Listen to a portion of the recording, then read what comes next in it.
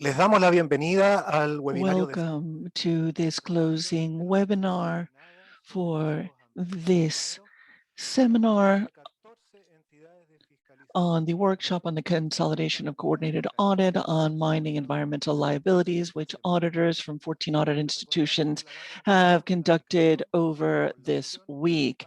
We remind you that the bottom bar of the application has an option for simultaneous interpretation, English and Spanish, as well as a Q&A section, which we hope you can use actively. For today, we have prepared a very interesting program with important speakers who will offer us a very broad and diverse experience that we are seeking to share with you. This will allow you as SAIs to project the work of the audit and to expand the concept of fiscal oversight in environmental matters in extractive industries.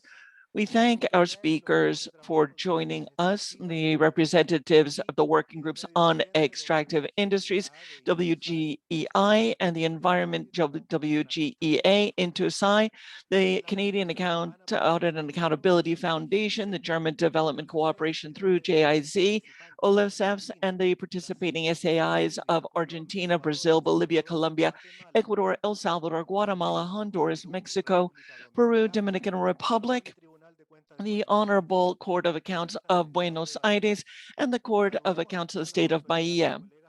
We also greet the authorities and colleagues from the Office of the Comptroller General of the Republic of Chile, specifically the division led by Eduardo Diaz, the Research Communications and International Cooperations Unit.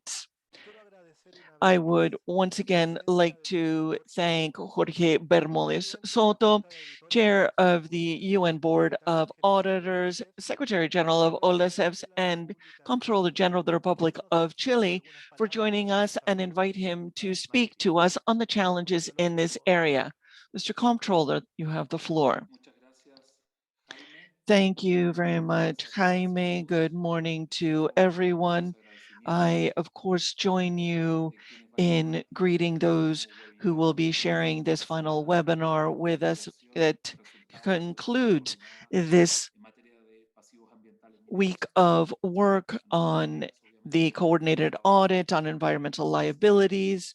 Of course, we recognize the presence of the working groups of INTOSAI, particularly the extractive industries and the environmental working groups, as well as the representatives of Canada who are joining us, as well as all the representatives of OLACEFS who are here with us. I'd also like to thank the team that has organized this event, as well as the support that we've received from German Cooperation, GIZ, in this regard. I had prepared a brief presentation for these remarks to provide some context, which I hope that I can quickly share with you. I hope that you are able to see that. I would like to, as I said, provide some brief context to the remarks here, and also note why and how we from the Office of the Comptroller have, we believe, worked so hard, and why we believe it is so important to show these environmental aspects. The first thing I would like to note is to provide the context, the worldwide context, and the one that we are confronting as a region. Today, there is a tremendous trend toward the decarbonization of the energy matrix. We talk about the use of a green economy, for example. Toward that end, we need to create sustainable elements.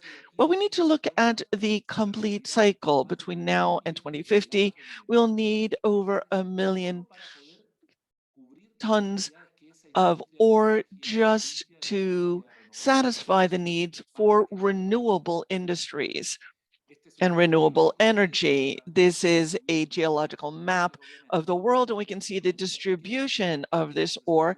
And I wanted to note that this is, of course, a challenge for the entire world, particularly though for those continents or those parts of to the South America and Africa, where extractive industries and particularly mining are of the utmost importance.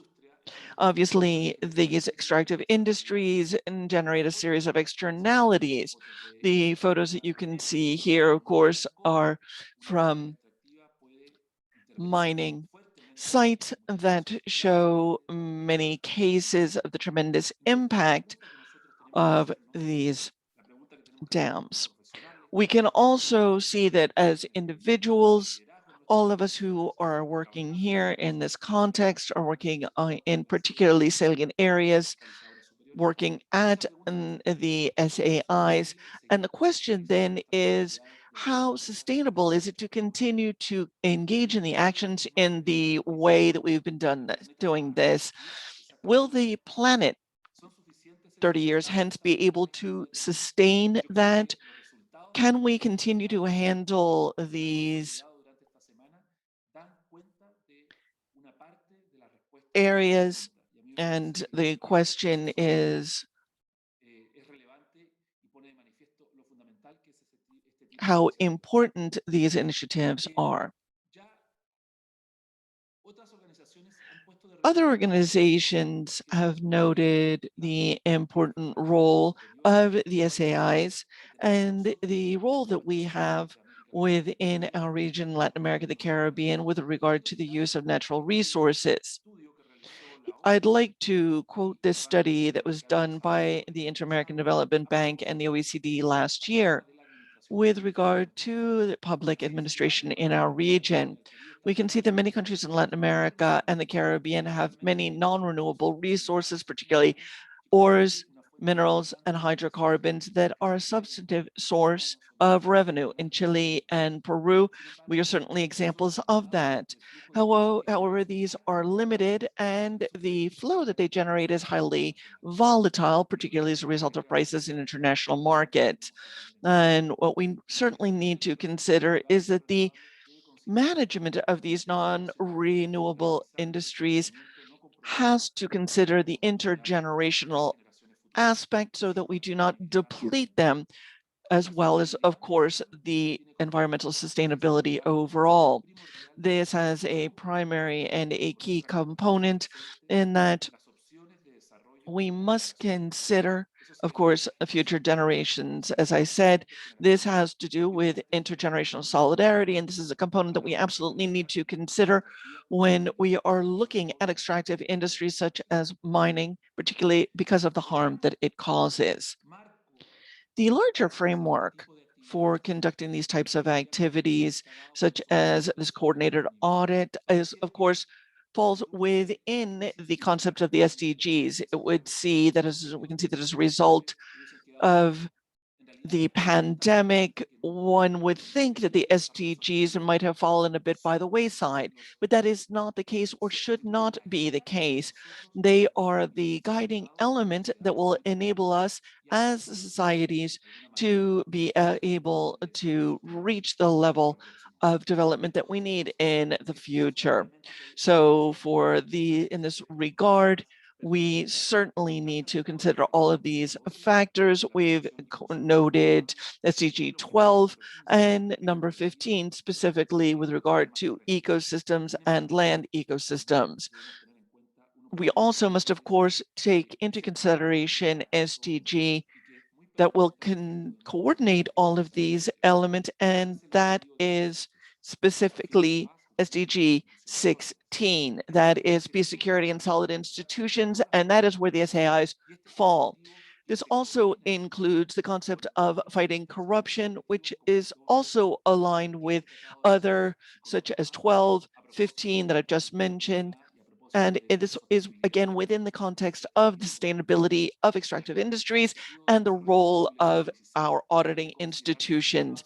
In SDG 16, we can see what the UN says, that is 16 plus, which is the overarching coordinator, therefore, for the other areas that fall under its purview.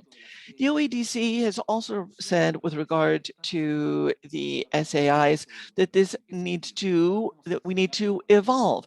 As we've seen, and as the executive secretary of the OECD has said the role of these superior audit institutions must go beyond its traditional framework. And this has to do with decision-making and policy making.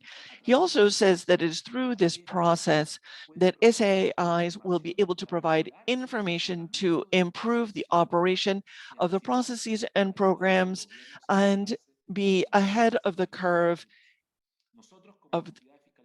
for the future.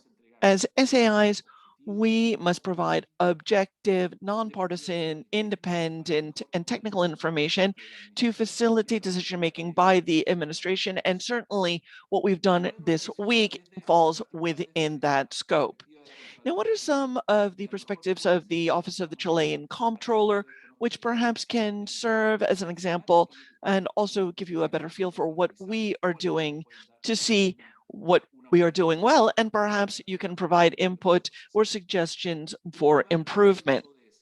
First of all, with regard to SDGs, we are very proud because about 5 years ago, we as a comptroller, we sent a memo, that is how we operate here in Chile, to the Minister of Foreign Affairs of Chile, and we asked about the SDGs, asking what Chile would do in that context. This is a photo of the first part of that memo.